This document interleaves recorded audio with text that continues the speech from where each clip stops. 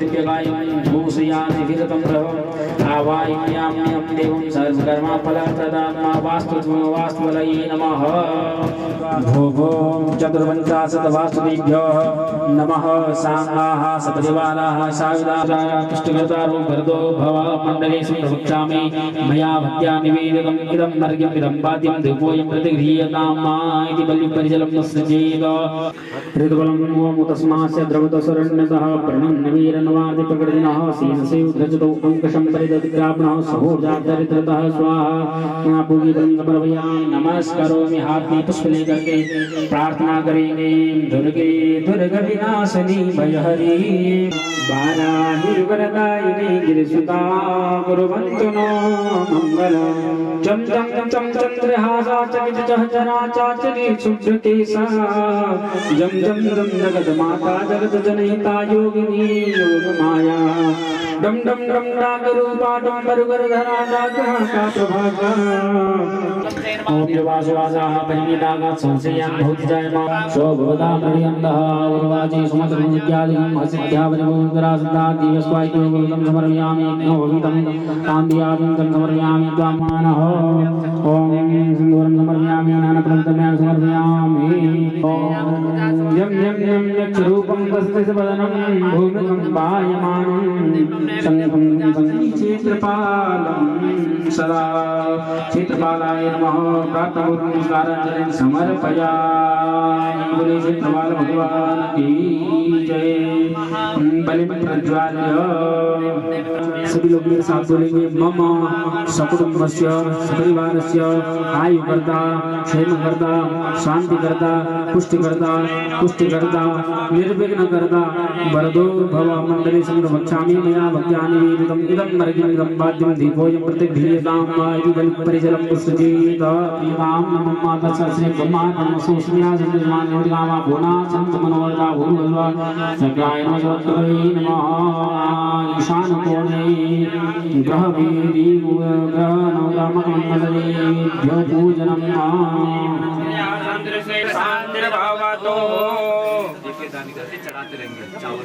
ओम श्रीमन् महागणाधिपतये नमः। लक्ष्मी नारायणाभ्यां नमः। उमा महेश्वराभ्यां नमः। वाणीरण्यगर्भाभ्यां नमः। सचे पुरन्दराभ्यां नमः। माता पितृचरणकमलेभ्यो नमः। इष्टदेवताभ्यो नमः। कुलदेवताभ्यो नमः। ग्रामदेवताभ्यो नमः।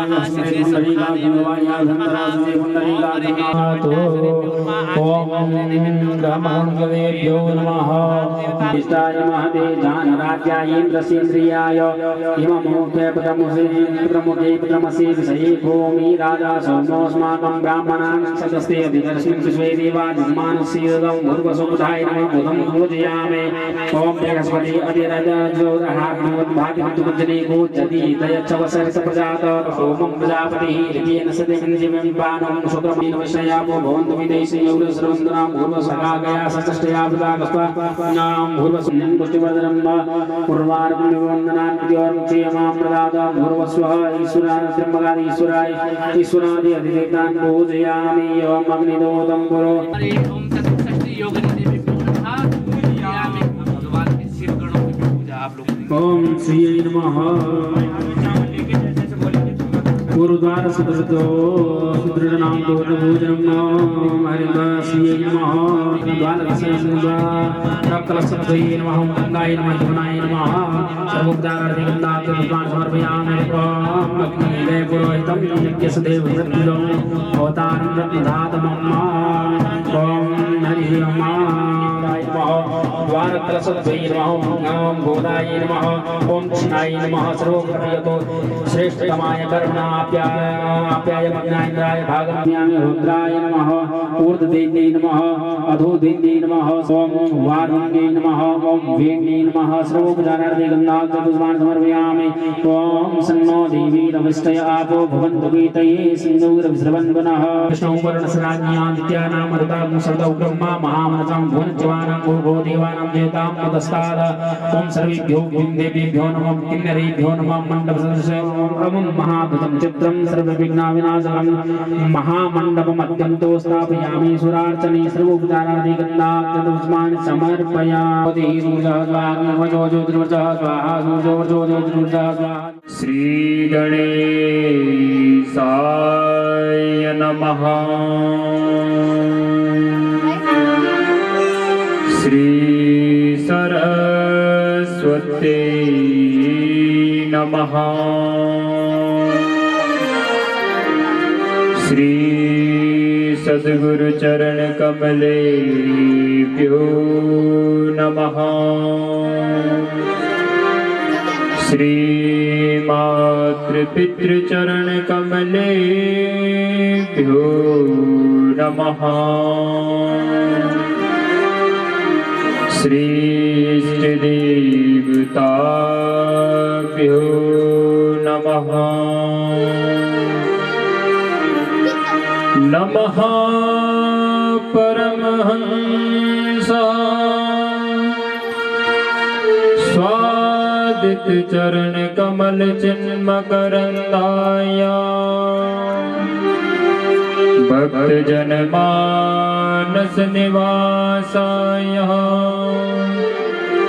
श्री रामचंद्राय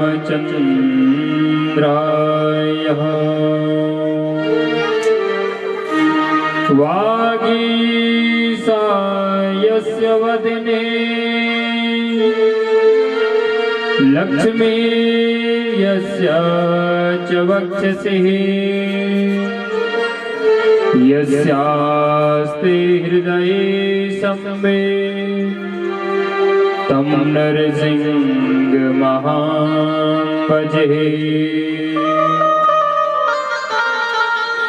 विश्वसर्ग विसर्गादिः नवलक्षण लक्षिता श्रीकृष्णाख्यं परमधाम जगतिधाम नमामि सच्चिदानंद रूपाय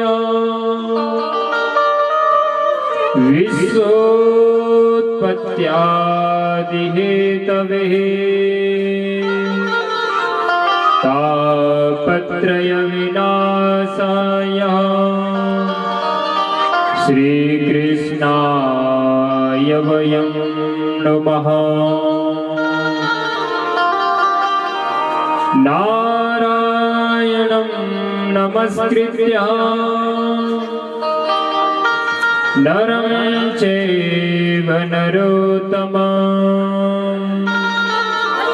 देवीं सरस्वतीं व्यासं ततो जयमुदीरये।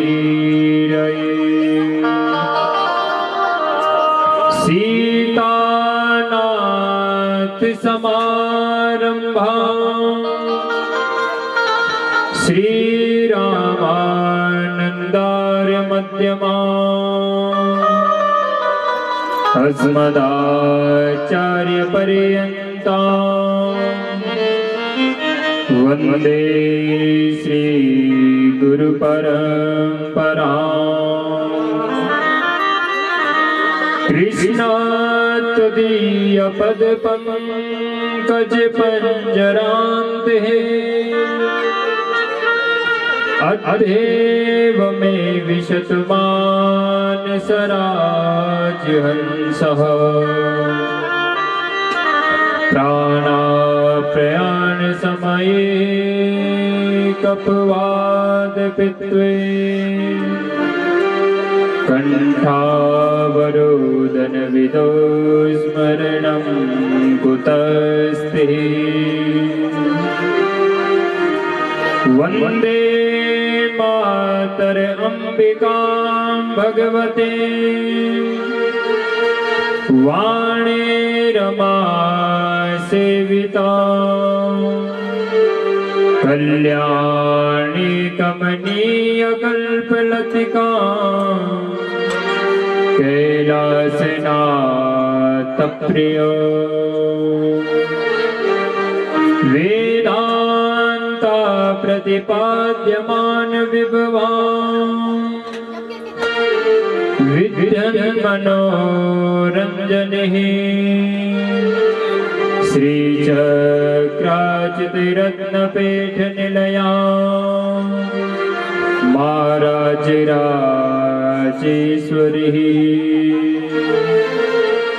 मासुरकंडासुरी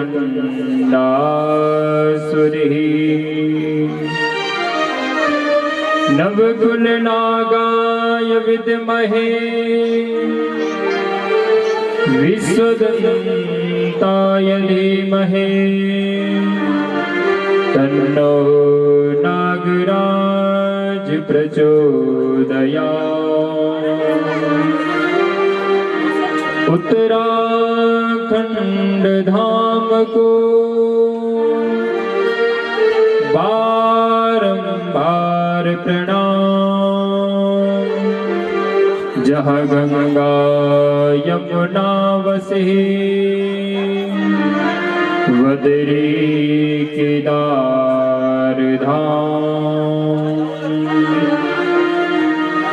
आइए हनुमंत विराजिए, कथा करो मति अनुसार, प्रेम सहित आसन धरो, पधारिए पवन कुमार, विराजिए अंजना के लाल। बोले हनुमान जी महाराज की जय, शंकर भगवान की जय, श्रीमद् देवी भागवत महापुराण की जय, श्रीमद् भागवत महापुराण की जय, नागराज नरसिंह भगवान की जय, भैरव भगवान की जय, शंकर भगवान की जय। जय जय श्री राधे श्याम। आइए साहब, सर्वप्रथम मन और वाणी को पवित्र करते हुए कुछ क्षण प्रभु नाम संकीर्तन, तदपश्चात श्रीमद् देवी भागवत की कथा में प्रवेश करेंगे। बोले जगदम्बे मैया की जय।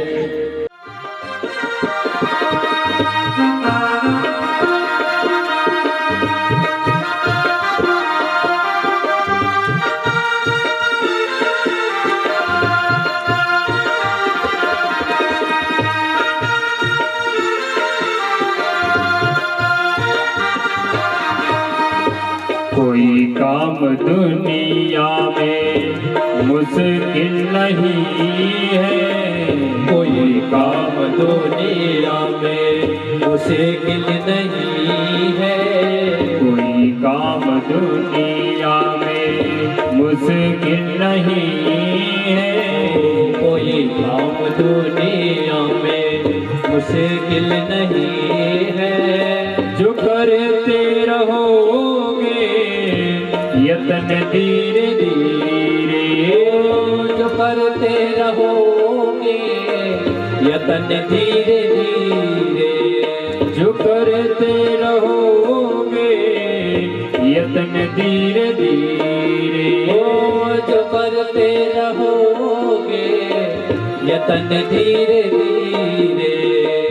करो प्रेम से भक्ति सेवा हरे की, करो प्रेम से भक्ति सेवा हरे की, करो प्रेम से भक्ति सेवा हरे की, करो प्रेम से भक्ति सेवा हरि की।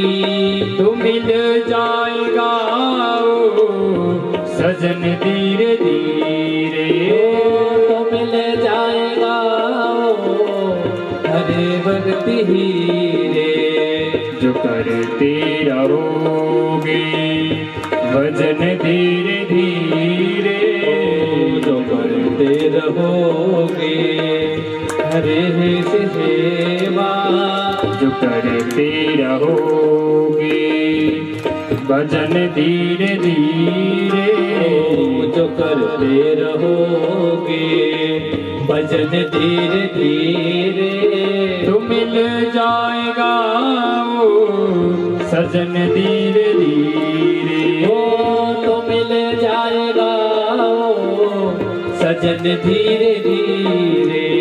तो मिल जाएगा वो सजन धीरे धीरे। ओ तो मिल जाएगा सजन धीरे धीरे।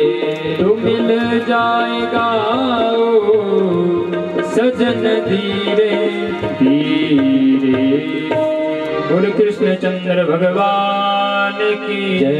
रामचंद्र भगवान की जय। हनुमान जी महाराज की जय। शंकर भगवान की जय। श्रीमद् देवी भागवत महापुराण की जय। श्रीमद् भागवत महापुराण की जय।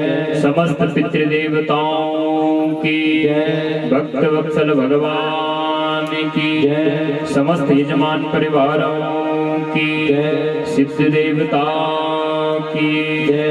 हर हर महादेव शंभो। भवानी शंकरो वंदे सरदा विश्वास रूपिणो। याभ्यां विना न पश्यन्ति सिद्धः शान्तास्तमीश्वरः। परम मंगल में प्रातः के लिए ईश्वर कारण करुणा वर्णालय भक्तवांछा कल्पतरु तड़ित विनिंदित श्री पीतांबरधारी चौहान परिवार स्वर्गीय श्री सुमन सिंह चौहान जी के वार्षिक श्राद्ध पर सुंदर श्रीमद् देवी भागवत महापुराण का आयोजन, श्रीमद् भागवत महापुराण का आयोजन ऐसे याज्ञिक परिवार श्रीमती केदारी देवी,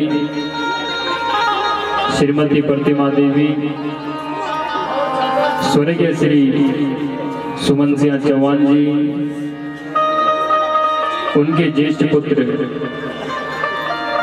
अनिल सिंह चौहान जी, उनकी धर्मपत्नी लक्ष्मी देवी, उनके छोटे अनुज सत्येंद्र सिंह चौहान जी, उनकी धर्मपत्नी संगीता देवी, उनके छोटे भाई विपिंदर सिंह जी, धनपाल सिंह जी और मुकेश सिंह जी, उनके सगे संबंधी श्रीमती जोमाला देवी, स्वर्गीय श्री चमन सिंह जी, ज्येष्ठ पुत्र जितेंद्र सिंह चौहान जी, उनकी धर्मपत्नी सरिता देवी, उपेंद्र सिंह चौहान जी, उनकी धर्मपत्नी सविता देवी, उडवीर सिंह जी, मनवीर सिंह जी, श्री मोहन सिंह जी, उनकी धर्मपत्नी अनिता देवी, उनके ज्येष्ठ पुत्र सचिन सिंह चौहान जी, उनके कनिष्ठ भ्राता विक्रम सिंह चौहान जी, समस्त चौहान परिवार जिनके द्वारा सुंदर अपने पितरों के निमित्त, अपने पितरों की सदगति के लिए श्रीमद् देवी भागवत और श्रीमद् भागवत महापुराण का आयोजन, ऐसे याज्ञिक परिवारों के लिए जोरदार तालियों से धन्यवाद, जिन्होंने इतनी कठिनाई में भी इतना सुंदर आयोजन किया।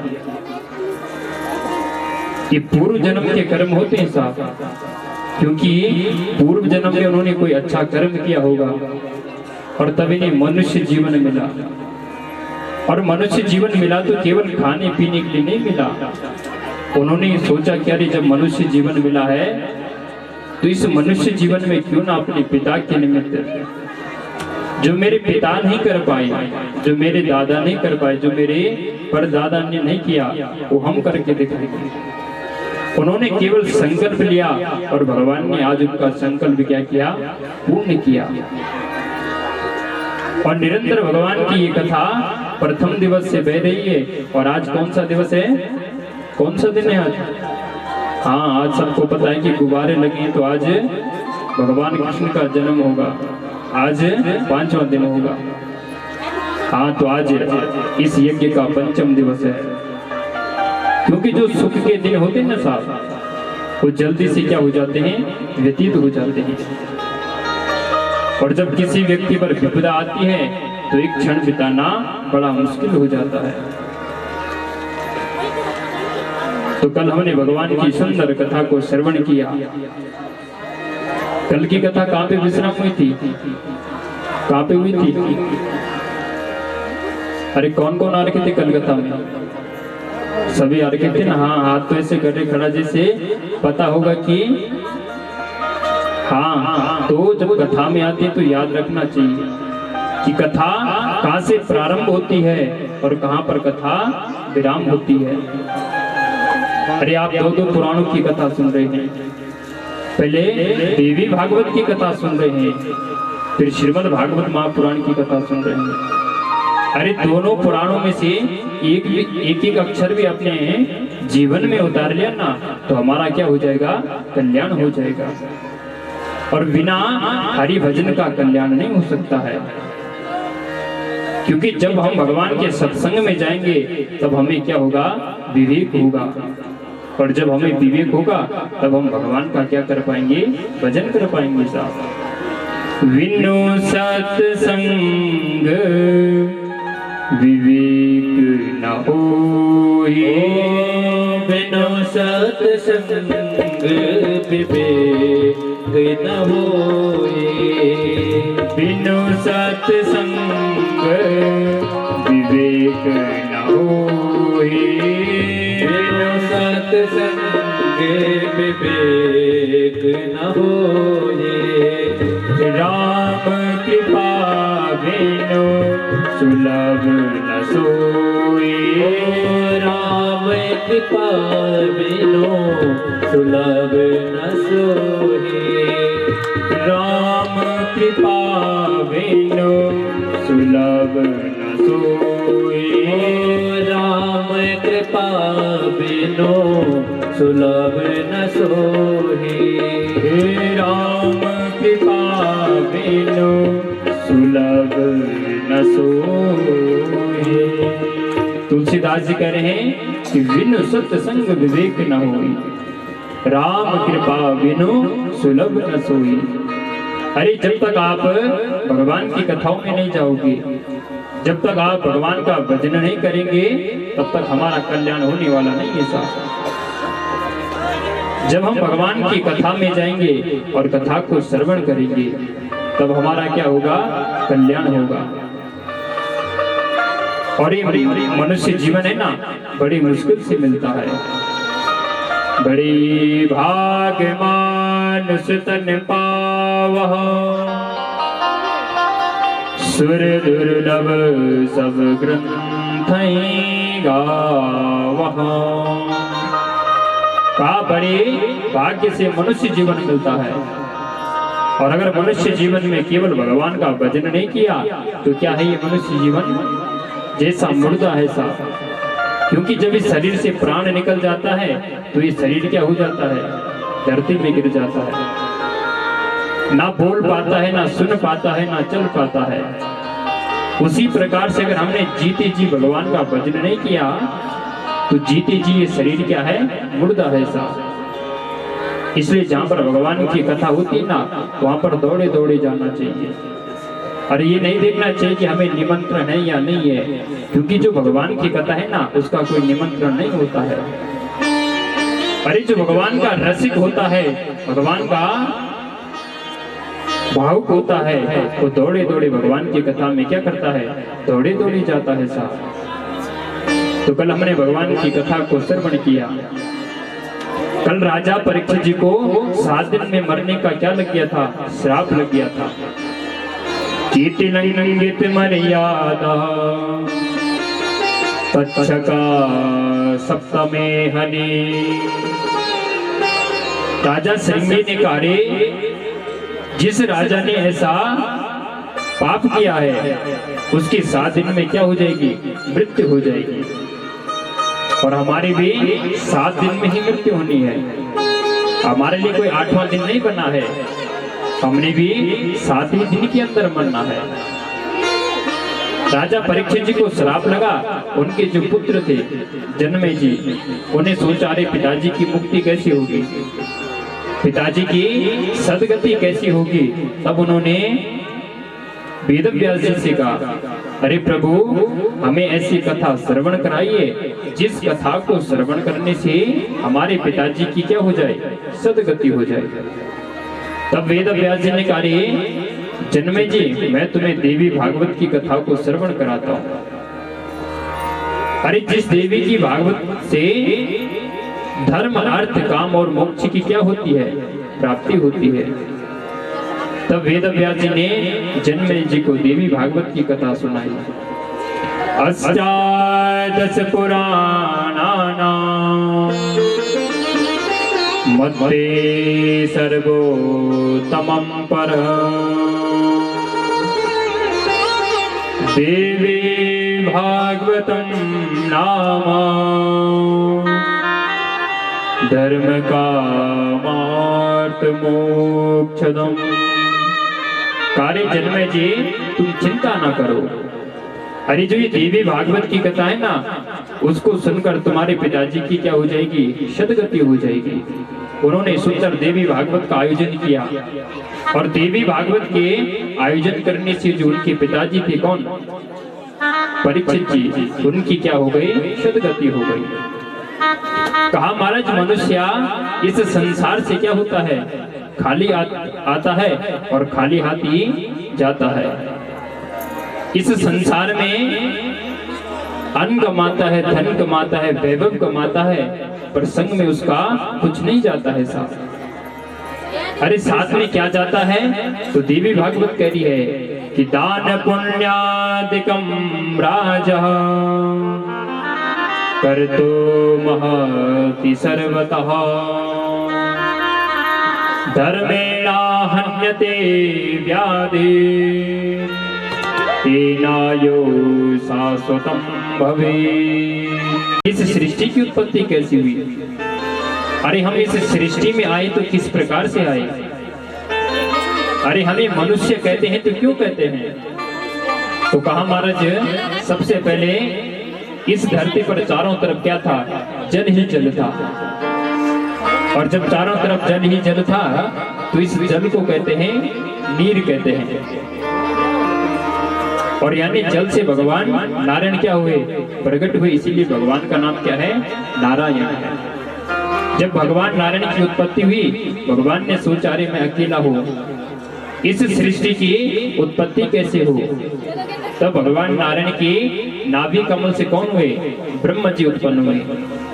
जैसे ब्रह्म जी नाभि कमल से उत्पन्न हुए तो बार बार देखने लगे, अरे मैं कहां से उत्पन्न हुआ। उस नाभि के डंठल में बार बार ऊपर जाने लगे, नीचे जाने लगे। ब्रह्म जी आज उस नाभि कमल में बार बार ऊपर जाने लगे, नीचे जाने लगे। सोचा, अरे मेरा जन्म कहां से हुआ? उसी समय आकाशवाणी हुई और आकाशवाणी ने कहा, ब्रह्मा तुम तप करो और तप करने से पता चल जाएगा कि तुम्हारी उत्पत्ति कहां से हुई। तब ब्रह्मा जी को वर्णमाला का 16 और 21वां अक्षर जब कानों में गया, तब उन्होंने भगवान का तप किया। और जब भगवान का तप किया तो पता चला कि मैं भगवान नारायण की नाभि कमल से हुआ। पुनः महाराज ब्रह्मा जी को भगवान नारायण ने कहा, अब तुम इस सृष्टि की उत्पत्ति करो। उन्होंने ब्रह्मा जी ने सबसे पहले 4 ऋषियों को जन्म दिया, सनक, सनंदन, सनातन और सनत कुमार। 4 ऋषियों को जन्म दिया। उनसे कहा कि अरे बेटा तुम इस सृष्टि की रचना करो। चारों पुत्रों ने मना कर दिया, अरे पिताजी हमें गृहस्थ में नहीं बसना है, हमें केवल भगवान का क्या करना है? भजन करना है।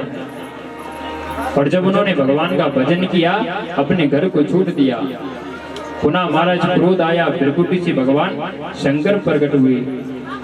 भगवान शंकर को कहा रे सृष्टि की उत्पत्ति करो। भगवान शंकर ने क्या किया, भूत पिशाच ऐसी उत्पत्ति करी। भगवान शंकर ने मना कर दिया। ब्रह्मा जी ने कहा रे शंकर, तुम इस सृष्टि को छोड़ दो और तुम कैलाश में रहो, और कैलाश में रहकर भगवान का क्या करो, भजन करो।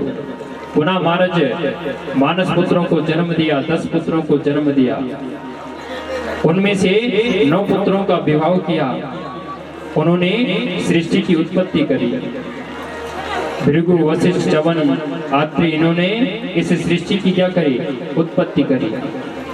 पुनः महाराज वाणी से सरस्वती को प्रकट किया, और जो उनके पुत्र कामदेव थे, कामदेव जी को ब्रह्मा जी ने कहा था कि जिस पर तुम अपने बाणों का प्रहार करोगे, उन पर तुम क्या हो जाओगे, मोहित हो जाओगे। आज ब्रह्मा जी ने सोचा, रे क्यों ना अपने पिताजी की परीक्षा ली जाए। आज जिन्होंने अपने पिताजी पर 5 बाणों का प्रहार किया, और जैसे 5 बाणों का प्रहार किया, तो आज ब्रह्मा जी अपनी पुत्री पर मोहित हो गए।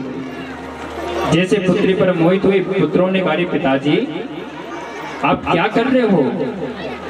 तो ब्रह्मा जी ने अपने शरीर को छोड़ दिया, और जैसे ब्रह्मा जी ने शरीर छोड़ा ना, तो उसी शरीर का क्या है, जो ये कोरा है ना, लगी ना मेरे कोरे क्या नहीं लगी हो?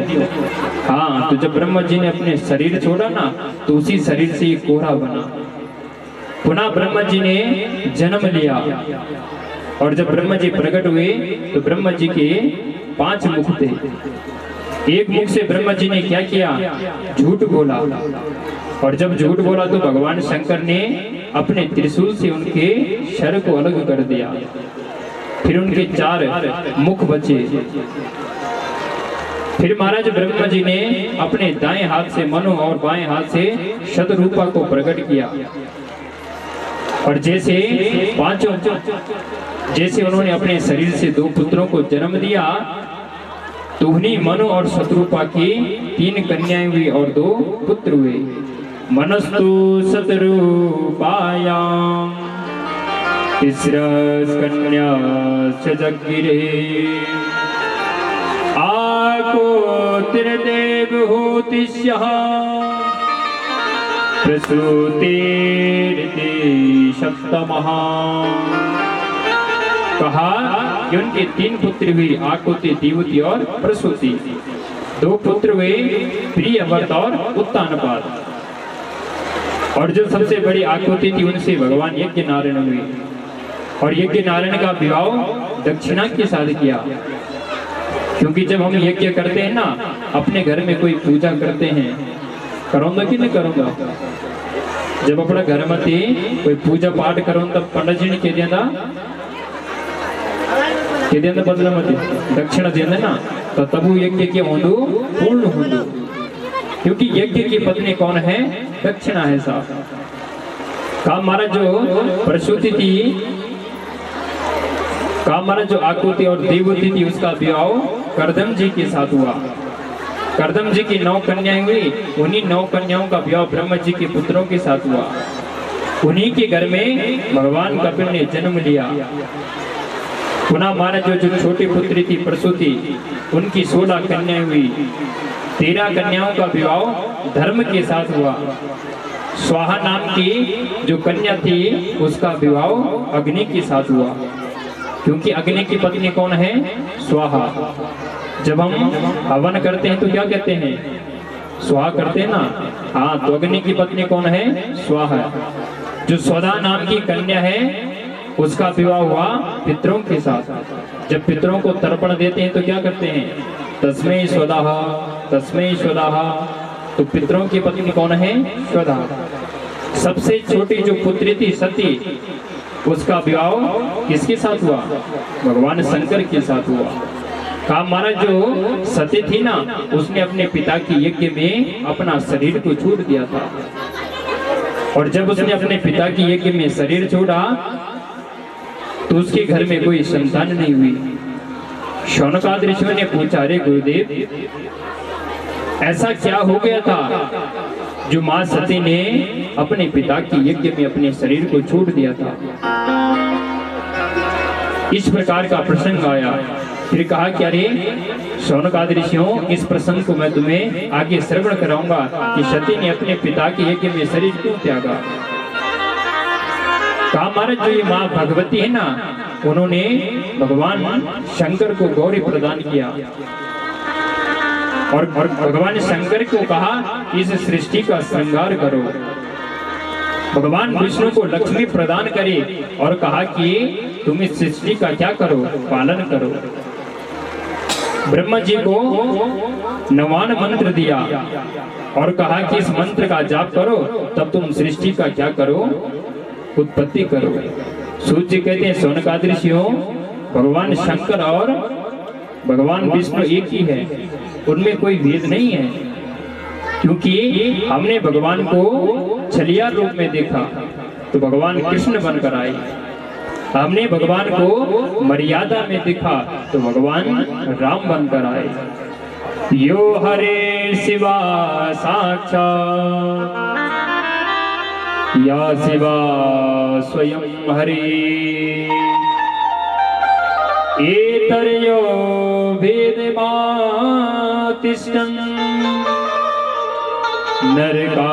नरकायान् भवे नरः।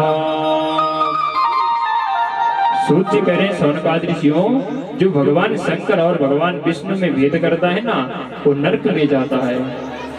यो हरे शिवा साक्षात् शिवा सा स्वयं हरि।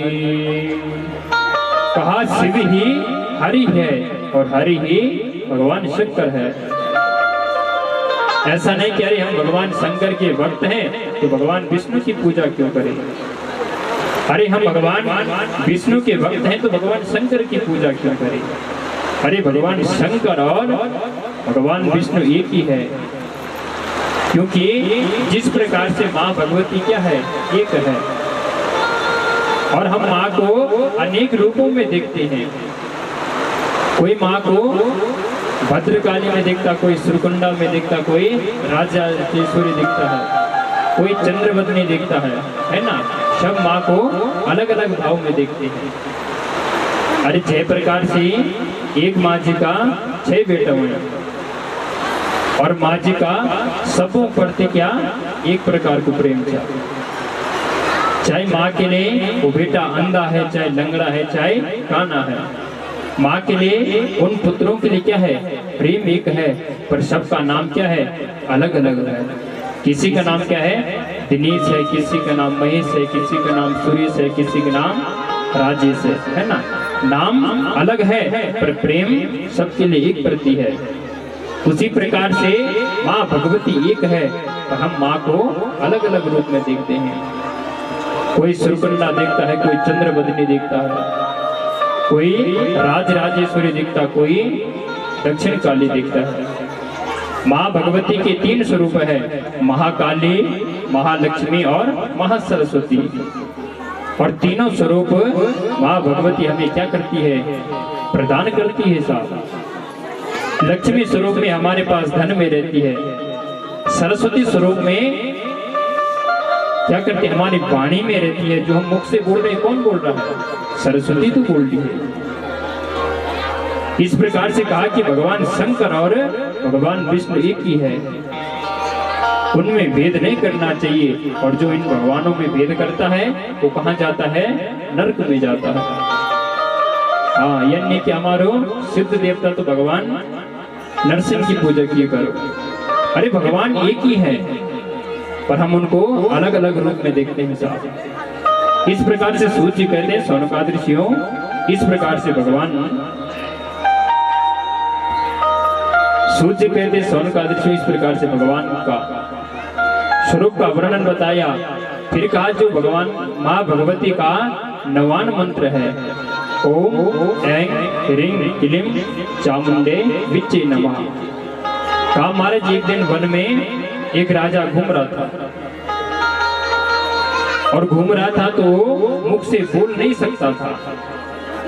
और जब वो मुख से बोल नहीं सकता था तो भगवान का भजन क्या कर सकता था। एक दिन वो कथा में गया और कथा में जाकर वो प्रथम दिवस यानी पहले दिन भी दिन और जब तक कथा था 7 दिन तक वो कथा में गई मुख बिटने बोल नहीं सको जब तैन देखे अरे यार जो और आया ये सब जय जयकार ला करना वो भी बड़ो कोशिश तो कर दो कि अरे मैं भी आज जयकार करो। पहले दिन सोची, दूसरा दिन सोची, तीसरा दिन सोची और चौथा दिन आज देगा मुख से क्या होगी भगवान को जय घोष होगी क्योंकि भगवान की कृपा हुई। मूकं करोति वाचालं पंगुं लंघयते गिरिं यत्कृपातमहं वन्दे परमानंद माधवम। कहा क्या रे वो भगवान की कथा में गया मुख से बोल नहीं सकता था और जैसे उसने भगवान का जय घोष किया वैसे उसकी वाणी खुल गई साहब क्योंकि भगवान की कथा में इतनी ताकत है ना कि जो बोल नहीं सकता है वो भी बोलने लग जाता है। अरे जो कानों से सुन नहीं सकता है वो भी सुनने लग जाता है। जो पैरों से चल नहीं पाता है अगर उसने भगवान की कथा को श्रवण कर लिया भगवान की कथा को जीवन में उतार लिया ना तो उसका भी क्या हो जाता है उद्धार हो जाता है। कहते हैं कि मूकं करोति वाचालं जो मुख से बोल नहीं सकता वो भी बोलने लग जाता है। अरे जो पैरों से चल नहीं सकता है उस पर अगर भगवान की कृपा हो गई तो पहाड़ों को भी क्या करने लग जाता है नांगने लग जाता है। यत्कृपातमहं वन्दे परमानंद माधवम। कहा उस पर भगवान की कृपा हो जाती है साहब। इसलिए तो आपको कहते हैं कि अरे जब जय घोष होता है ना तो जयकारा लगाना चाहिए। अरे न जाने हमारे शरीर के अंदर कौन सा रोग है और जय घोष से वो कब बाहर निकल जाए कुछ पता नहीं है। ताली बजाने से हमारे हाथ की दुर्भाग्य की रेखा मिट जाती है। या की खाता बोल देंगे ताली बजाओ ठीक ताली बजाओ तब आप लोग आगे आगे बैठ जाओ हैं आगे आगे बैठ जाओ आप लोग क्योंकि ताली बजाने से हमारे दुर्भाग्य की रेखा मिट जाती है और जब दुर्भाग्य की रेखा मिटेगी तो भाग्य की रेखा में मिल जाएगी साहब। और जब हमारा भाग्य उदय होगा तो हमें सब कुछ प्राप्त हो जाएगा साहब। कहा कि इस प्रकार से कहा कि जो बोल नहीं सकता था एक दिन वो भगवान की कथा में गया कथा में जाने से उसकी वाणी खुल गई साहब और जैसे उसकी वाणी खुली तो उसने भागवत को प्रणाम किया। अरे धन्य है भगवान की कथा जिस कथा को श्रवण करके मेरी वाणी खुल गई। उसने प्रणाम किया और निरंतर भगवान का क्या करने लग गया भजन करने लग गया। इसीलिए तो कहते हैं कि भगवान का भजन भजो। अरे कैसा भी भजो साहब चलते चलते भजो घर में भजो पर भगवान का भजन भजो। भाव को भाव अनट आलसो नाम जपत मंगल दिसिदसो। कहा कि भगवान का भजन करो चाहे भाव से भजो चाहे कुभाव से भजो। अरे चाहे स्वार्थ के लिए भज रहे हो चाहे निस्वार्थ के लिए भज रहे हो पर भगवान का क्या होना चाहिए भजन होना चाहिए साहब। सोच कहते हैं सौनकादि ऋषियों अब आप यह बताइए कि किसी राजा ने इस देवी भागवत की कथा कराई और कथा करने से उसके घर में पुत्र की प्राप्ति हुई तब सोच कहते हैं सौनकादि ऋषियों हाँ हमारे पास ऐसा एक प्रसंग है जिन्होंने इस देवी भागवत की कथा को श्रवण किया जिसने इस देवी भागवत की यज्ञ को किया और यज्ञ करने से उसके घर में एक नहीं 4 पुत्र हुए। सौनक जी कहने लगे सूत जी महाराज आप हमें नवरात्र की विधि बताई कि नवरात्र में भगवती की पूजा कैसे होनी चाहिए। और नवरात्र में जब हम भगवान की पूजा करते हैं, कौन से दिन हमें कौन से शक्ति की पूजा करनी चाहिए? सर्वस्वरूपे सर्वेशे सर्वशक्ति समन्वितः वैवस्त्राहिनो देवी दुर्गे देवी नमोस्तुते। सूर्य कहते हैं शौनकादृशियों, अब मैं तुम्हें नवरात्र की महिमा बताता हूँ कि नवरात्र कब करने चाहिए और कौन सी तिथि से लेकर कौन सी तिथि तक माँ भगवती के नवरात्र को करना चाहिए। क्योंकि आप लोग भी अपने घरों में क्या करते हैं, हरियाली डालते हैं ना, तो कब डालना चाहिए कब नहीं डालना चाहिए। 9 दिन तक आप डालते हैं तो उसमें किस किस शक्ति की पूजा होनी चाहिए। अरे जब विराम दिवस होता है, जिस दिन हरियाली की 9वीं तिथि होती है, उस दिन हम 9 कन्याओं का पूजन करते हैं नहीं करते हैं। तो हमें पता होना चाहिए कितने वर्ष की कन्याओं का पूजन होता है। अरे जो 2 वर्ष की कन्या है उसका स्वरूप किस देवी का है? 2 वर्ष की कन्या का स्वरूप किस वर्ष का है? और जो 9 रूप में हम 9 देवियों का पूजन करते हैं, उनमें किसका रूप देखना चाहिए। तो यही देवी भागवत की कथा कह रही है कि सर्वस्वरूपे सर्वेशे सर्वशक्ति समन्वितः वैवस्त्राहिनो देवी दुर्गे देवी नमोस्तुते। आज सूर्य कह रहे हैं शौनकादृशियों, 1 वर्ष में कितने महीने आते हैं? कितने आते हैं 1 वर्ष में? हैं? 12 महीने आते हैं ना। हाँ, तो 12 महीनों में कहा कि 4 महीने विशेष हैं। जिन 4 महीनों में माँ भगवती का क्या होता है? नवरात्र होता है। कहा महाराज वैसे तो 12 महीनों में 12 ही गुप्त नवरात्र चलते हैं, 12 महीने ही माँ भगवती के हैं, पर उनमें से मुख्य जो 4 महीने बताइए। अगर हमारे मन में कोई कामना है, पुत्र की कामना है, संतान की कामना है, धन की कामना है, घर की कामना है, कोई संकल्प है, तो 4 महीनों में करना चाहिए।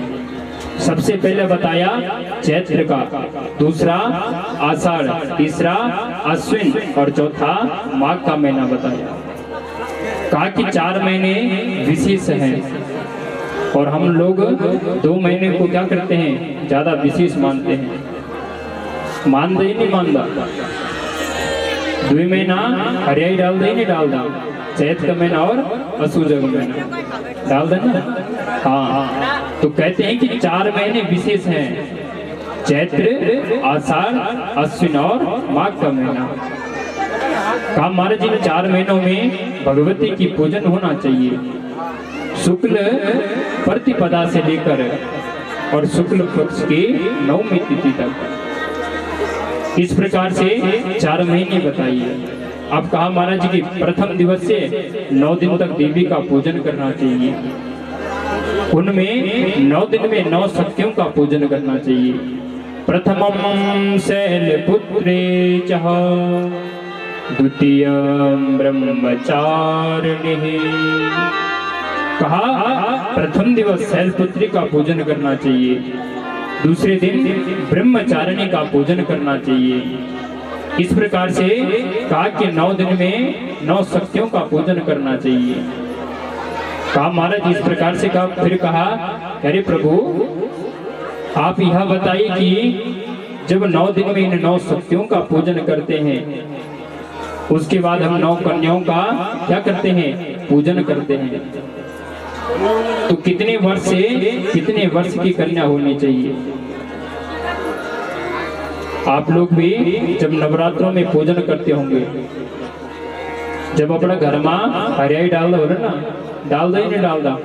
कुक्कू डाल दा पर घर में नवरात्रों में हाथ खड़ा करो जरा।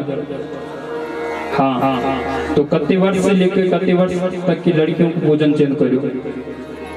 अरे कन्याओं को तो जमाते होंगे आप, जमाते हो तो कितने वर्ष से कितने वर्ष की कन्या होनी चाहिए? 2 वर्ष से लेके 10 वर्ष की कन्याओं का पूजन करना चाहिए। ऐसा नहीं कि अरे नहीं मिल रही तो 11 वर्ष की कन्या का पूजन कर दिया, अरे नहीं मिल रही तो 1 वर्ष की कन्या का क्या कर दिया? पूजन कर दिया। देवी भागवत कह रही है कि 1 वर्ष की जो कन्या होती है ना, उसको अन्न का कोई स्वाद का पता नहीं है कि खट्टा है या मीठा है। 1 वर्ष की कन्या का पूजन नहीं करना चाहिए। 2 वर्ष से लेके 10 वर्ष की कन्याओं का क्या करना चाहिए? पूजन करना चाहिए। कहा महाराज जो 2 वर्ष की कन्या है ना, उसका स्वरूप है कुमारी है। जो 3 वर्ष की कन्या है उसका स्वरूप है त्रिमूर्ति। 4 वर्ष की जो कन्या है उसका नाम है कल्याणी। 5 वर्ष की जो कन्या है उसमें रोहिणी का स्वरूप देखना चाहिए। 6 वर्ष की जो कन्या है उसमें कहा महाराज जो 6 वर्ष की कन्या है उसमें काली का रूप देखना चाहिए। 7 वर्ष की जो कन्या है उसमें चंडिका का रूप देखना चाहिए। 8 वर्ष की जो कन्या है उसमें सांभवी का स्वरूप देखना चाहिए। 9 वर्ष की जो कन्या है उसमें दुर्गा का स्वरूप देखना चाहिए। और जो 10 वर्ष की कन्या है उसमें सुभद्रा का स्वरूप देखना चाहिए। कहा महाराज जिस प्रकार से कन्या की विधि बताई, एक पुत्र को क्या करना चाहिए?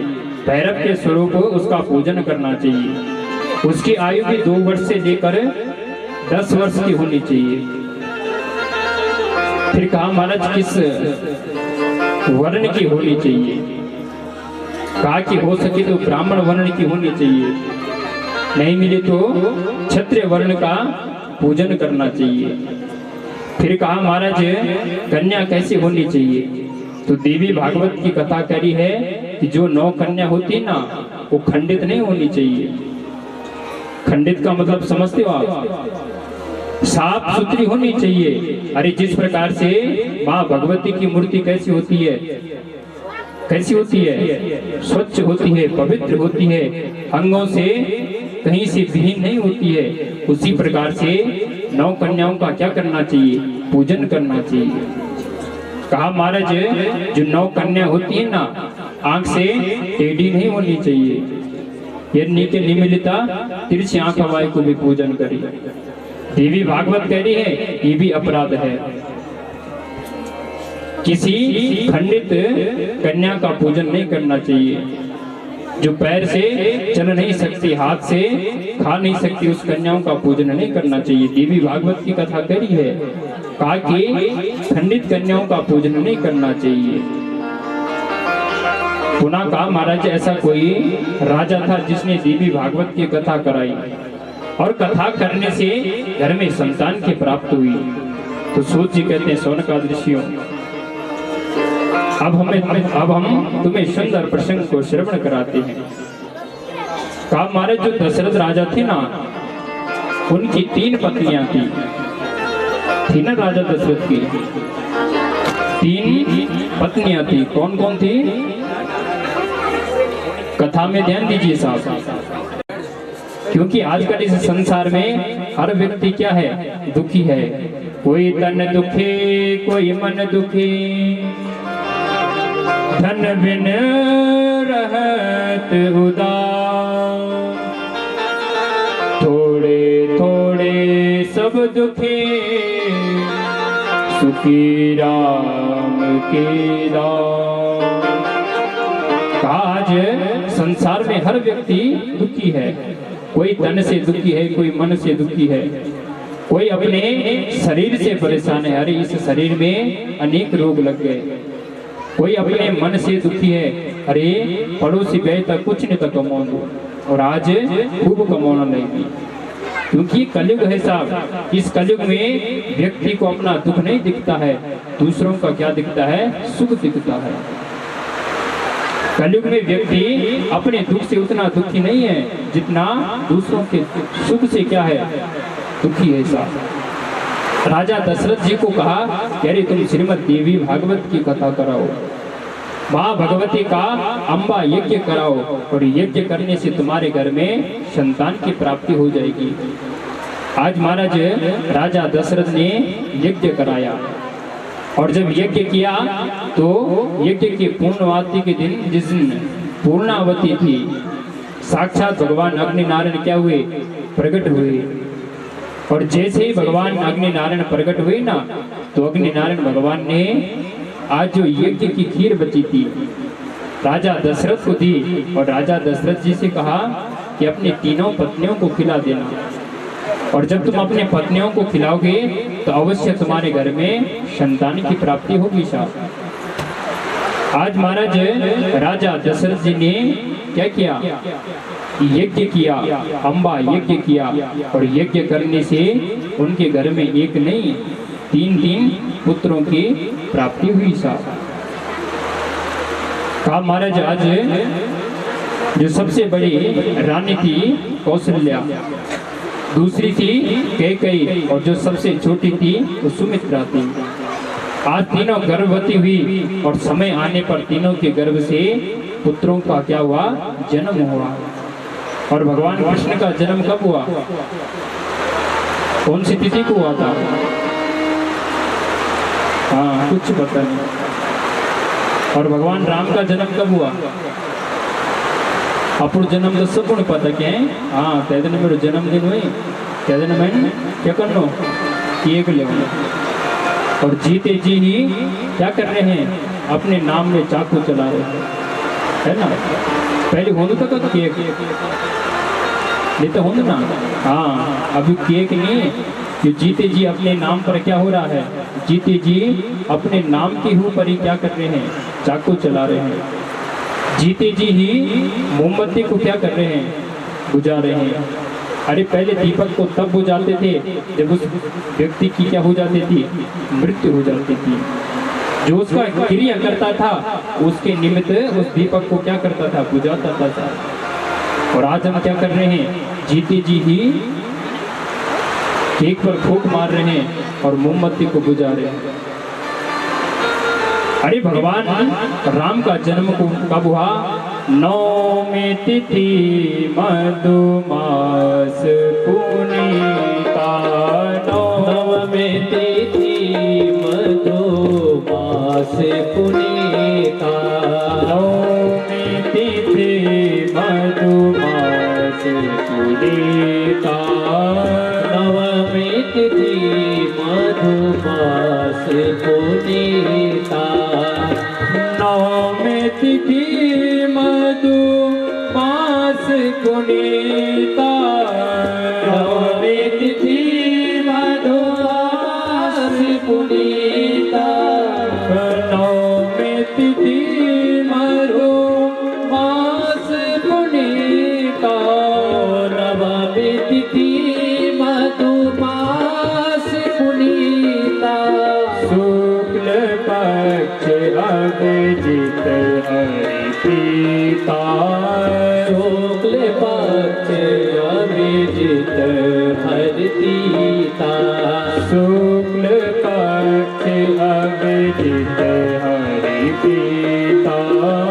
शुक्ल पक्ष अभिजित हरि पीता। मध्य दिवस अति शीतल गामा। मध्य दिवस अति शीतल गामा। मध्य दिवस अति शीतल गामा। मध्य दिवस अति शीतल गामा। पावन काल लोक विश्रामा।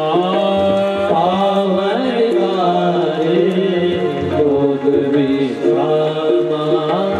पावन काल लोक विश्रामा। सूत जी कह रहे हैं और रामचरितमानस में तुलसीदास जी कह रहे हैं कि 9वीं तिथि मधुमास पुनीता। भगवान राम का जन्म 9वीं तिथि में हुआ। मधुमास कहते हैं, किसको कहते हैं मधुमास? किसको कहते हैं मधुमास? शहद कौन से महीने निकालते हैं आप? कौन से महीने निकालते हैं? हाँ, जो चैत का महीना है वो मधुमास कहते हैं, क्योंकि चैत के महीने निकालते हैं ना, कहा कि जो चैत का महीना है उसको मधुमास कहा है। भगवान का जन्म नवमी तिथि और मधुमास यानी चैत्र के महीने हुआ, क्योंकि चैत्र के महीने न ज्यादा गर्म होता है न ज्यादा सर्दी होती है। समय कैसा रहता है? अनुकूल रहता है साहब। कहा कि उस दिन शुक्ल पक्ष का अभिजीत मुहूर्त था और मध्य दिवस यानी दिन के समय भगवान का क्या हुआ? भगवान राम का जन्म हुआ। कहा महाराज इस प्रकार से कहा कि आज राजा दशरथ के घर में एक नहीं 4 संतान हुई। ब्राह्मण को बुलाया, ब्राह्मणों के द्वारा चारों पुत्रों का नामकरण संस्कार किया। जो सबसे बड़ा पुत्र था जो कौशल्य के गर्भ से हुआ, उनका नाम भगवान का नाम श्री राम रख दिया। दूसरी पत्नी कैकेयी थी, उनके गर्भ से भरत जी हुए, और जो सबसे छोटी पत्नी थी सुमित्रा, उसके गर्भ से लक्ष्मण और कौन हुए? शत्रुघ्न हुए। महाराज जी भगवान की कृपा है, माँ भगवती की कृपा है। 3 रानियां थी, घर में एक पुत्र नहीं था। जब देवी भागवत की कथा कराई, देवी का यज्ञ किया, तो यज्ञ करने से एक नहीं 4 संतान हुई। बोलता नहीं कि जब भगवान दे दो तो क्या करी दे दो? चप्पल फाड़ी दे। नहीं तो भगवान राजा को भी भिखारी बना देते हैं और भिखारी को भी राजा बना देते हैं। इतनी सामर्थ्य है देवी भागवत की कथा में। अरे राजा दशरथ के घर में एक पुत्र नहीं था, 4 पुत्रों की क्या हुई? प्राप्ति हुई। सीता राम जी की प्यारे रजधानी लागे, वजधानी लागे, मोहे मीठो मीठो सरजू जी को पानी लागे, मोहे मीठो मीठो नंद जी को पानी लागो। सीता राम जी की प्यारे रजधानी लागे, महारानी लागे, मोहे मीठो मीठो सरजू जी को पानी लागे, मोहे प्यारो प्यारो सरजू जी को पानी लागो।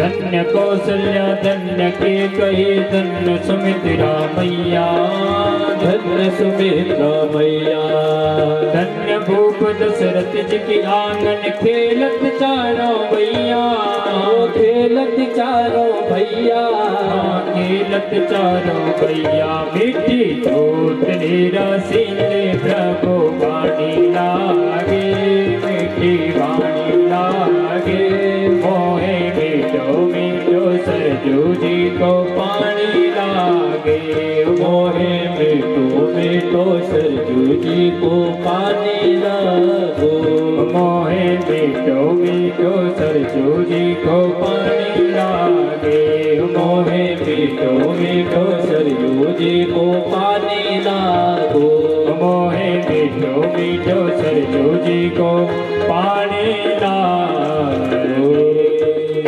कहा महाराज एक संतान में थी और भगवान की कृपा से 4 पुत्र प्राप्त हो गए।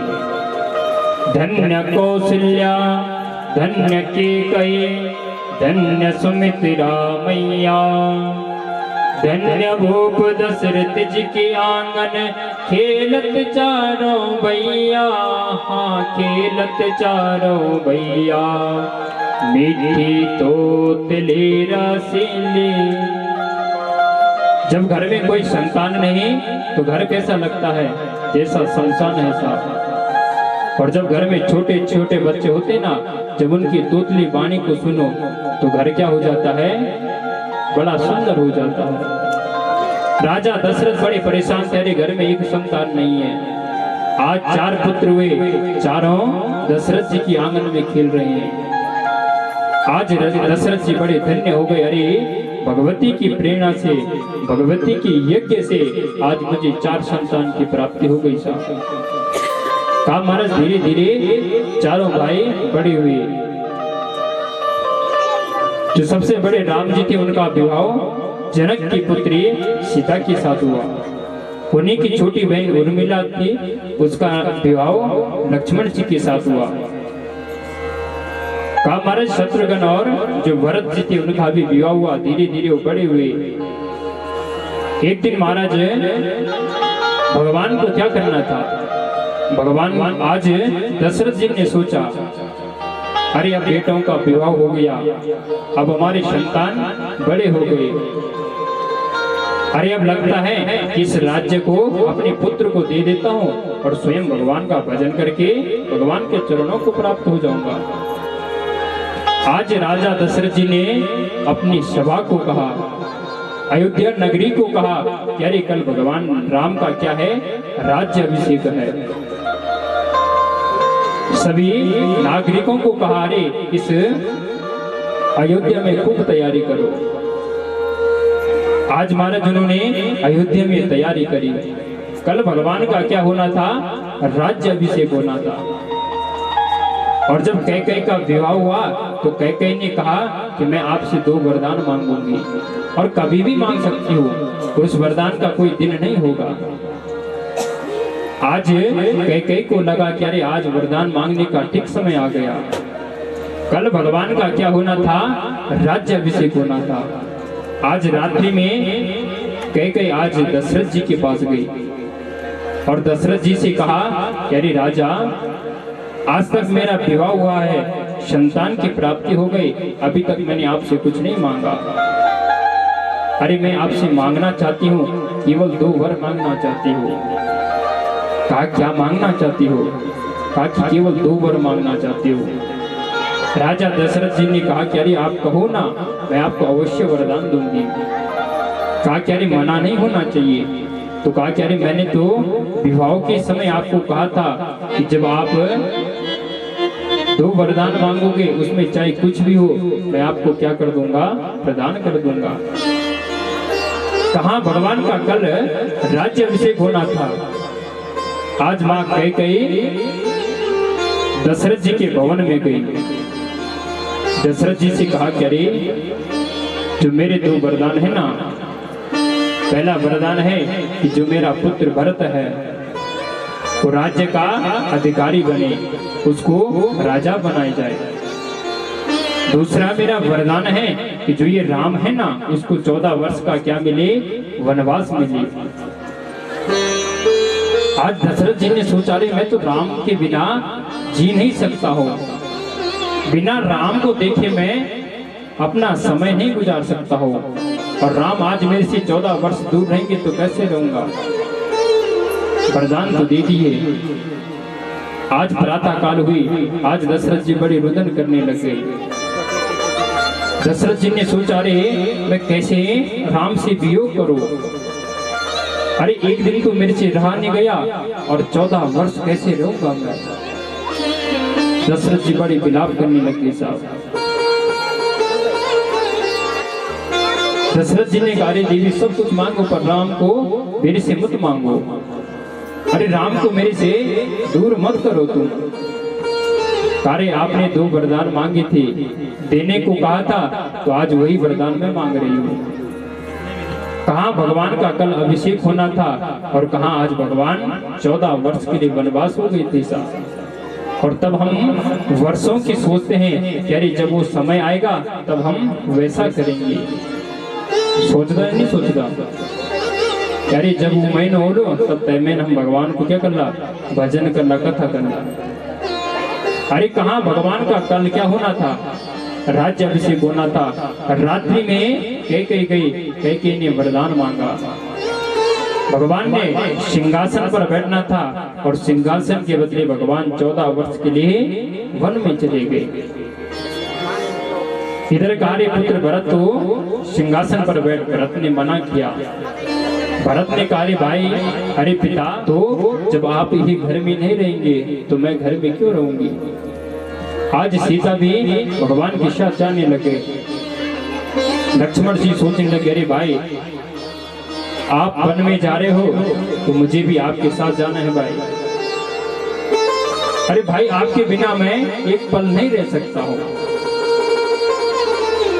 इधर दशरथ जी बड़े रुदन कर रहे हैं साहब। जैसे आज भगवान 14 वर्ष के लिए वन के लिए गमन हुए, धीरे धीरे भगवान पंचकुटी में पहुंचे। जैसे पंचकुटी में पहुंचे, इधर जो दशरथ जी थे उनका क्या हो गया, देहांत हो गया। क्योंकि जब उनके पुत्र उनसे दूर हो गए तो दशरथ जी ने अपने शरीर को छोड़ दिया। कहा, महाराज ऐसे भगवान के दो भक्त हुए थे, या तो दशरथ हुए थे जब दशरथ जी भगवान से दूर हो गए थे, और या तो कुंती मैया हुई थी। जब कुंती को अर्जुन ने संदेश दिया कि अरे आज हमसे हमारे प्रभु दूर हो गए, तब कुंती ने अपने शरीर को छोड़ दिया था। कहा, महाराज आज भगवान धीरे धीरे पंचकुटी में प्रवेश किया। जैसे पंचकुटी में प्रवेश किया तो आज भगवान पंचकुटी में रहने लग गए। अरे जो रावण था ना, वो बड़ा मायावी था। उसने क्या किया कि एक स्वर्ण का मृग बनाया, और जब स्वर्ण का मृग बनाया तो जिस पंचकुटी में कौन रहते थे, भगवान राम रहते थे, लक्ष्मण रहती थी, जानकी रहती थी, उनके सामने से उस स्वर्ण के मृग को भेजा। और जैसे स्वर्ण के मृग पर माँ जानकी की नजर पड़ी ना, तो माँ जानकी ने क्या कहा, अरे प्रभु ये मृग है, कितना सुंदर है, अरे इस मृग को आप ढूंढ कर लाओ। क्योंकि रावण ने सोचा कि अरे जब राम मुझसे दूर हो जाएगा, लक्ष्मण दूर हो जाएगा, तब मैं जाऊंगा और सीता का क्या कर दूंगा, हरण कर दूंगा। आज जैसे स्वर्ण के मृग को भेजा, जानकी ने कहा, अरे प्रभु कितना सुंदर है ये, अरे प्रभु मुझे ये मृग चाहिए। भगवान राम अपने बाण को लेकर उस मृग के पीछे गए। मृग के पीछे गए तो जैसे वहां से एक शिकारी ने मृग को मारा, और जैसे आवाज आई वैसे आज जानकी ने सुना। जानकी को लगा, अरे आज लगता है कि राम मेरे से दूर हो गए हैं। आज जानकी लक्ष्मण जी को कोसने लग गए, अरे लक्ष्मण तुम ये मत सोचना कि तुम्हारा भाई यहाँ से चले जाएगा तब मैं तुम्हारे साथ विवाह करूंगी। अरे तुम इतना मत सोचना कि अगर राम दूर हो गया तो मैं तुम्हारे साथ विवाह करूंगी। लक्ष्मण कहने लगे, अरे माँ जानकी क्या हो गया आज, अरे आज आप ऐसे अनर्थ की बातें क्यों कर रहे हो। कहा कि अरे मुझे अभी मेरे कानों में ध्वनि आई और लगता है कि आज राम मेरे से दूर हो गया है। जैसे इतना सोचा तो आज भगवान लक्ष्मण जी से कहने लगे, अरे आप जाओ देख कर आओ कि कहाँ गए हैं। लक्ष्मण जी कहने लगे, अरे माँ जानकी मैं आपको इस कुटी में कैसे छोड़ूंगा, और अगर मैंने कुटी में छोड़ दिया, आपका किसी ने हरण कर दिया, फिर क्या होगा। उसी समय आज लक्ष्मण ने कहा, आज लक्ष्मण ने एक रेखा बना दी और उस रेखा के अंदर माँ जानकी को रख दिया।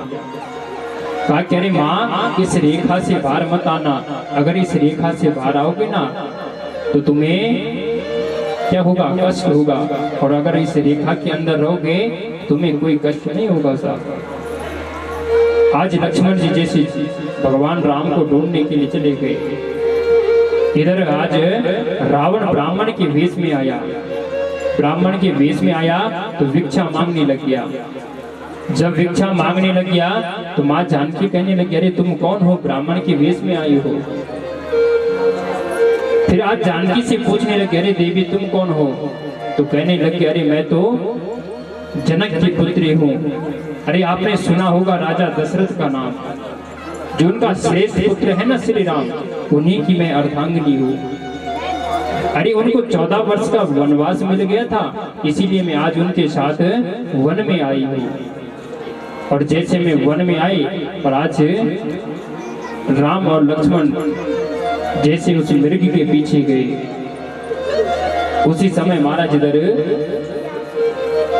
जैसे मृग के पीछे गए, वायव्य रावण ने अपना विराट स्वरूप बनाया और विराट स्वरूप बनाया तो माँ सीता का क्या कर दिया, हरण कर दिया। जैसे हरण कर दिया, लक्ष्मण जी भगवान के पास पहुंचे, राम जी के पास गए, राम जी से कहने लगे, अरे प्रभु आप कहाँ थे? लक्ष्मण जी से भगवान कहने लगे, अरे आपने जानकी को किस परिस्थिति में छोड़ दिया, लगता है कि आज जानकी हमसे दूर हो गई है। जैसे आज पंचकुटी में राम और लक्ष्मण आए, देखा कि वहां पर जानकी नहीं है। आज राम जी बड़ी वियोग करने लग गए, अरे जानकी आई थी न जाने कहां चली गई। आज महाराज राम और लक्ष्मण मां जानकी को ढूंढने के लिए निकल गए। वृक्षों से पूछने लगे, लता पताओं से पूछने लगे, अरे क्या आपने मेरी जानकी को देखा? पूछने लगे, हे खग हे मृग मधुकर श्रेणी। आज पूछने लगे, वृक्षों से पूछने लगे, पशुओं से पूछने लगे, तुम देखी सीता मृग नहीं? अरे क्या तुमने मेरी सीता को देखा है? क्या तुमने मेरी जानकी को देखा है? ऐसे भ्रमण करते करते हनुमान जी से भेंट हुई। हनुमान जी ने कहा, अरे प्रभु आप चिंता मत करिए, अरे मैं अवश्य ही क्या करूंगा, अवश्य ही माँ जानकी का पता करूंगा। फिर हनुमान जी को पता चला कि अरे उस मायावी रावण ने लंका में माँ को ले गया, और जब लंका में जाना था तो पुल तो था नहीं, तो कैसे जाते? वानरों की सहायता से आज पुल का निर्माण किया। इधर महाराज नारद जी आए, भगवान राम से कहने लगे, अरे तुम चिंता मत करो, माँ भगवती का यज्ञ करो, और यज्ञ करने से तुम्हें जानकी क्या हो जाएगी, प्राप्त हो जाएगी। भगवान राम ने माँ अम्बा का यज्ञ किया, और जैसे यज्ञ किया तो यज्ञ करने से पता चल गया कि जो रावण था ना, उसने माँ का हरण किया है। माँ का पूजन किया, भगवान शंकर का पूजन किया, सीधा लंका में प्रवेश किया। जैसे लंका में प्रवेश किया, अनेक दैत्यों का उद्धार किया। उसी समय रावण के पास गए, भगवान ने रावण का क्या किया, उद्धार किया, और उद्धार करके माँ जानकी को वहां से क्या किया, मोक्ष करा। कहा महाराज जिस प्रकार से भगवान राम की कथा है, कहा कि भगवान राम ने पुनः 11,000 वर्ष तक राज्य किया, घर आए, पुनः उनको राज्य सिंहासन पर बैठाया, 11,000 वर्ष तक राज्य किया, और राज्य करने के बाद भगवान पुनः अपने धाम को क्या हुए, प्रवेश हुए। और अयोध्या में भगवान अभी आए, कितने वर्ष बाद आए हैं ना भगवान? कितने वर्ष बाद आए? 500 वर्ष बाद आए। अरे जो हमारे दादा नहीं देख पाए, जो हमारे बुजुर्ग नहीं देख पाए, वो आज हमने देखा है कि हमारे प्रभु पुनः वापस आए। कितने बड़े भाग्यशाली हैं जो हमारी आंखों के सामने भगवान आए। ये साथ कितने बड़े भाग्यशाली हैं जो भगवान की कथा को श्रवण कर रहे हैं। साहब का महाराज रामचरित राम कथा का प्रसंग बताया, पुनः कृष्ण कथा का प्रसंग पूछा। जनमे जी ने कहा, प्रभु आपने राम कथा तो सुना दी, पर हमें कृष्ण कथा सुनाई, जिस भगवान कृष्ण ने मेरे पिता की गर्भ में रक्षा करी थी ना। जब अश्वत्थामा ने उत्तरा के गर्भ में ब्रह्मास्त्र चलाया, उत्तरा ने भगवान को पुकारा, और जैसे भगवान को पुकारा तो भगवान अंगुष्ठ रूप में उसके गर्भ में गए, क्योंकि भगवान हमारे जो भीतर है ना, अंगुष्ठ रूप में विराजमान है। अरे जब हम अपने बेटे का विवाह करते हैं ना, कर दो या नहीं कर दो, तब संकल्प कर देना, और तब हम अपनी बेटी को क्या पकड़ दा, अंगूठा पकड़ दे नहीं पकड़ दा। और अंगूठा पकड़े के वर्ते सौंपदा कि जो यो अंगुष्ठ स्वरूप छा, यानी जो अंगुष्ठ मात्र इंदु शरीर छा वो हम जोईने सौंपण लग्या। क्योंकि हम महासंकल्प पढ़ रहे हैं और संकल्प का मतलब ये है कि हमने आपको समर्पित कर दिया है। उस समय ये नहीं पड़ती कि अरे हमने अपनी कन्या को भेज दिया, क्योंकि एक कन्या का स्वरूप कैसा है, चित जल पावक गगन समीरा। अरे ये मनुष्य शरीर है, कब नष्ट हो जाए कुछ पता नहीं है, इसलिए उसको हम अंगुष्ठ पकड़ाते हैं कि इसमें जो इसके भीतर अंगुष्ठ रूप में भगवान विराजमान है ना, उसको हम आपको क्या कर रहे हैं, समर्पित कर रहे हैं साहब। कहा प्रभु अरे जिन भगवान ने मेरी पिता की रक्षा करी उन भगवान की कथा को श्रवण कराओ। और वो कथा आप कहा महाराज इस प्रसंग को आप श्रवण कराइए।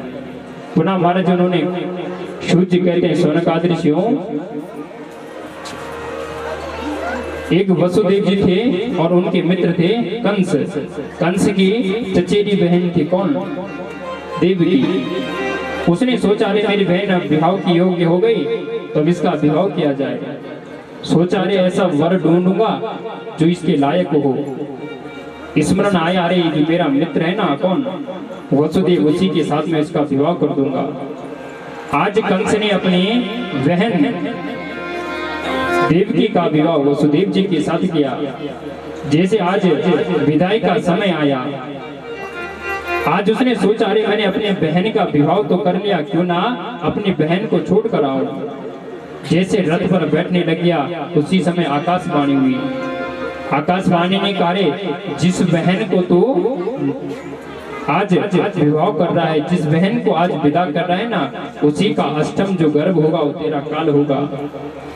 वो दैत्य था साहब, उसने सोचा कि अरे जब इसके गर्भ से 8वां बालक मेरा काल होगा तो क्यों ना आज इसको ही नष्ट कर जाए। ना रहेगा बांस ना बजेगी बांसुरी। अरे जब बहन नहीं रहेगी तो बच्चा कहां से होगा। तलवार उठाई बहन को मारने लग गया। वसुदेव जी बड़े ज्ञानी थे, कार्य मित्र क्या कर रहे हो, अभी तो आप विधि विधान से आपने अपनी बहन का विवाह किया। अरे संसार देख रहा है कि अभी आप अपनी बहन का विवाह कर रहे थे और अभी आप अपनी बहन को मारने को तैयार हो गए। वसुदेव जी ने समझाया, समझ गया।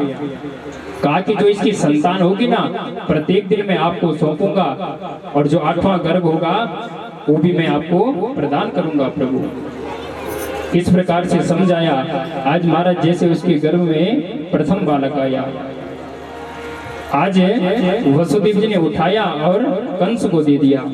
कंस को दिया तो कंस ने सोचा अरे जो मेरा काल है वो 8वां है, प्रथम नहीं है।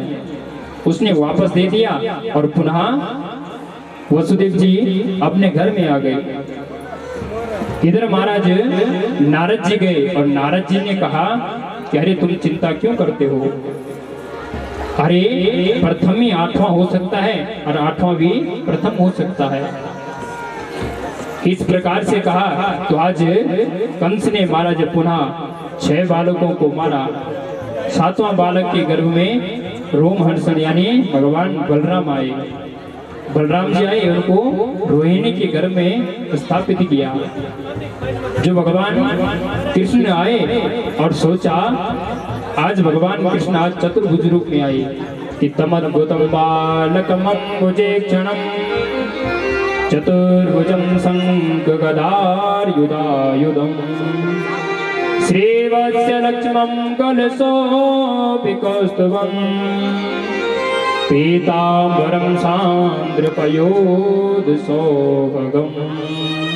कहा कि आज भगवान ने माँ को चतुर्भुज रूप में दर्शन दिया और जैसे चतुर्भुज रूप में दर्शन दिया मानने कार्य जो बेटा होता है ना वो छोटा होता है। अरे जब बच्चा जन्म लेता है तो रोता है और रोता नहीं है तो उसको रुलाया जाता है। अरे बेटा आप तो 4 हाथ वाले हैं। कहा कि अरे माँ मैं चतुर्भुज रूप में इसलिए आया क्योंकि मैं आपको ज्ञान दे रहा हूँ कि जब मेरा जन्म होगा आप मुझे गोकुल छोड़ना, गोकुल से कन्या को लाना और उसके बाद कंस का क्या हो जाएगा, उद्धार हो जाएगा साहब। कहा महाराज समय आने पर भगवान का जन्म हुआ, पुनः महाराज भगवान को गोकुल में ले गए, गोकुल से कन्या को ले गए। जैसे कंस को पता चला तो आज कंस ने क्या किया, जैसे कंस को पता चला कंस दौड़े दौड़े आया और कंस ने आज देखा रही तो बालिका है। उसने सोचा रे देवता भी झूठ कब से बोलने लग गए। उन्होंने कहा कि जो 8वां बालक होगा वो तेरा क्या होगा, काल होगा। अरे तो बालिका है, जिसको मारने लग गए। उसी समय हाथ से छूट गई और वही देवी अष्टभुजा रूप में प्रकट हो गई। बोल अष्टभुजा मैया की जगदम्बे मैया की, राजराजेश्वरी मैया की। कहा महाराज वही शक्ति आज शक्ति रूप में पूजी जाती है। सूर्य कहते हैं सौनकादि ऋषियों, इस प्रकार से देवी भागवत में भी कृष्ण जन्म का क्या है, प्रसंग है। क्योंकि देवी भागवत है तो इसमें केवल देवी का ही चरित्र नहीं है, इसमें कृष्ण कथा भी है, राम कथा भी है और शिव की कथा भी है। साहब कहा महाराज इस प्रकार से भगवान कृष्ण की चरित्र के बारे में बताया। आज महाराज सूत जी सौनक जी से कहने लगे, अरे प्रभु, जिस प्रभु ने मेरे पिता के गर्भ में रक्षा की उनकी कथा आप हमें श्रवण करा रहे हैं। कहा कि जब भगवान का जन्म हुआ तो धीरे धीरे भगवान बड़े हुए। जब बड़े हुए तो उन्होंने अनेक दैत्यों का उद्धार किया और जब अनेक दैत्यों का उद्धार किया पुनः महाराज गोकुल में गए। गोकुल में माखन मिश्री चुराए। कहा महाराज एक दिन जब भगवान 6 दिन के थे तो उस दिन पूतना भी गई। पूतना ने सोचा कि क्योंकि भगवान को क्या किया जाए, मार दिया जाए, पर भगवान ने भी पूतना को क्या किया, माँ की गति दी। अहो वकेयम स्तन काल कोटम जिज्ञांसयापा ययदाप्यसाग्रे वेवे गतिं दातृचितां ततोऽन्यं कं वा दयालुं। कहा महाराज आज भगवान ने माँ पूतना को भी माँ की गति दी। अरे जो पूतना राक्षसी थी, जब उसके शरीर को जलाया ना तो 21 कोस तक यानी 21 किलोमीटर तक सुगंध आई, दुर्गंध नहीं आई, सुगंध आई साफ, क्योंकि भगवान के हाथों से मरी है। और जो भगवान की कथा में आकर भगवान का भजन करे, भगवान उसका क्या करेगा, उद्धार करेगा साहब। सूत जी कहते हैं सौनकादि ऋषियों, इस प्रकार से मुख से मंत्र का जाप करो, कानों से भगवान की कथा को सुनो। अरे संसार की व्यथा कभी खत्म होने वाली नहीं है साहब। ऐसा नहीं कि कथा में गए, अरे कई दिनों से मिल रहे तो गप्पे लगाने लगे। मैंने कहा ना कि जो कथा में वार्तालाप करता है ना वो अगले जन्म में कौवा बनता है। इसलिए कथा में वार्तालाप ना करें। ये मत सोचना कि व्यासपीठ से कुछ नहीं दिख रहा है, यहाँ से हर व्यक्ति दिख रहा है कि कौन व्यक्ति कथा सुन रहा है, कौन नहीं सुन रहा है। इसलिए आप लोग कथा को श्रवण कीजिए साहब। जब आप अपना अमूल्य समय घर से लेकर आए तो इस कथा में इस समय को ऐसा न गवाए। अरे ऐसा सौभाग्य बार बार प्राप्त होने वाला नहीं है। कई जन्मों का आज आपका क्या हुआ, पुण्य उदय हुआ। कन्याओं की रक्षा करी और उन्हीं के साथ भगवान का क्या हुआ, विवाह हुआ। वैष्मे जाम्बती भामा सत्याभद्रा च लक्ष्मणः कालिंदी मित्रविंदा ज्येष्ठो पटमा स्त्रिया।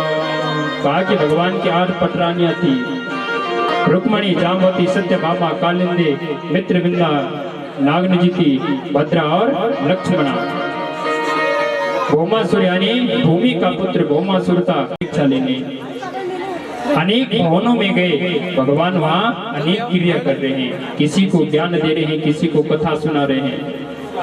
नारद जी का जो मोह था भगवान ने दूर किया। कहा महाराज जिस प्रकार से भगवान का 16,108 रानियों के साथ विवाह हुआ, प्रत्येक रानियों से 10-10 पुत्र हुए। कथा में ध्यान दीजिए साहब।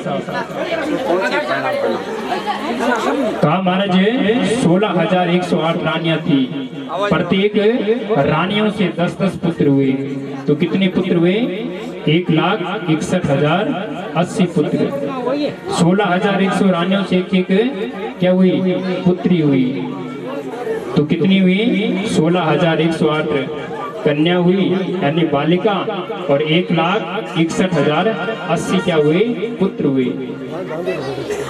कितना बड़ा भगवान का परिवार था। भगवान अपने परिवार में सुखी रहते थे। इतना बड़ा परिवार होने के बाद भी भगवान सुखी थे, क्योंकि भगवान का नाम ही क्या है? आनंद है। जो आनंद सिंधु, कहा कि जो भगवान सिंधु सागर में रहकर फिर भी भगवान आनंद स्वरूप है। कहा महाराज जिस प्रकार से सूर्य कहते हैं स्वर्ण गात्री, इस प्रकार से भगवान की क्या है? कथा है। जन्मे जी को कह रहे व्यास जी, कह रहे व्यास जी जो भगवान कृष्ण थे इस प्रकार से उनका चरित्र था।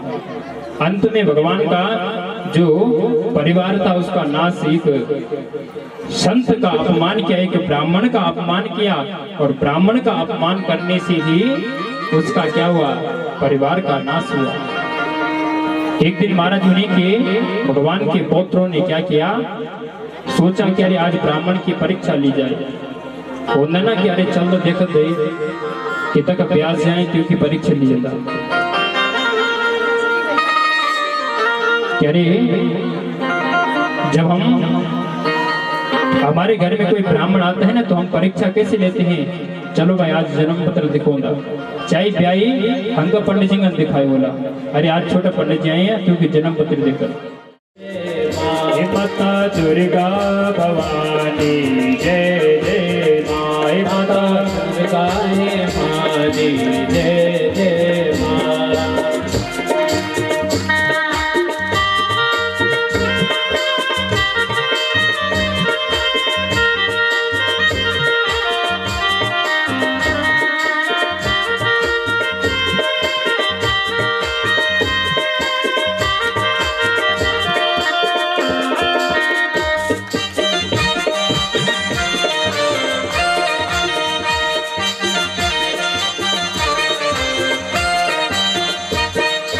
लेके आयो फरियाद आज, लेके आयो फरियाद आज, हाँ लेके आयो फरियाद आज, लेके आयो फरियाद आज।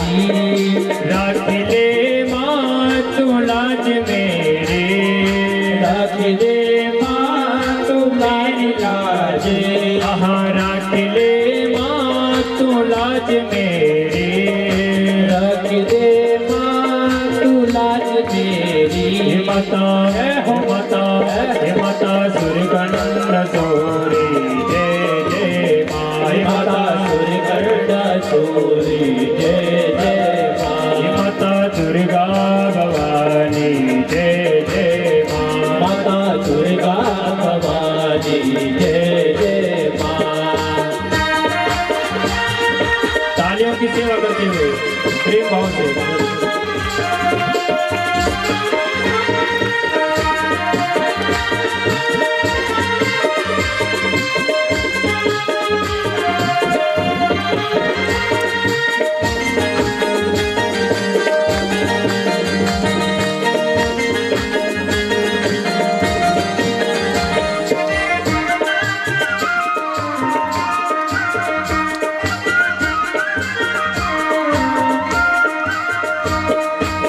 खलक ऐसे मेरी माता भवानी, आहर कद खलक ऐसे मेरी माता भवानी, आहा पहाड़ों का बीच जगदम्बा भवानी, आहा पहाड़ों का बीच मेरी माता भवानी। लेके आयो श्रृंगार आज, लेके आयो श्रृंगार आज, आहा लेके आयो श्रृंगार आज, लेके आयो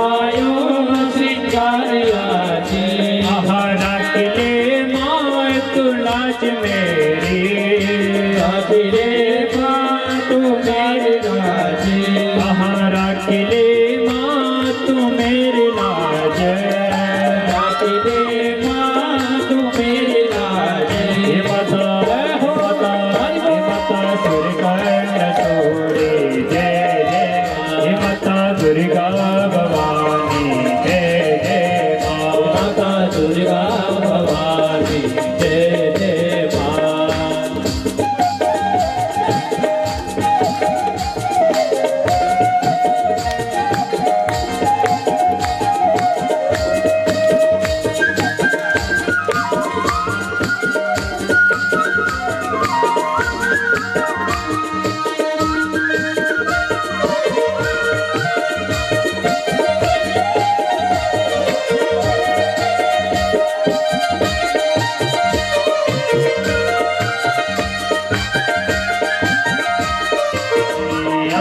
शेर माँ सवारी मेरी माता भवानी, महासिंह माँ सवारे मेरी माता भवानी, मेरी लाज रे माँ तू मेरी लाजे, महाराज ले माँ तू मेरी लाज, रे माँ तू मेरी लाजे। माता हो माता, हरि माता सुर कर्ण सूरी जय जय माँ, सूरी जय जय माँ।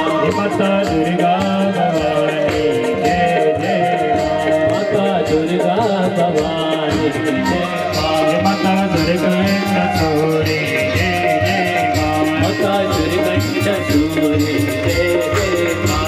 माता दुर्गा भवानी जय जय माँ, माता दुर्गा भवानी जय जय माँ। माता दुर्गा भवानी जय जय माँ,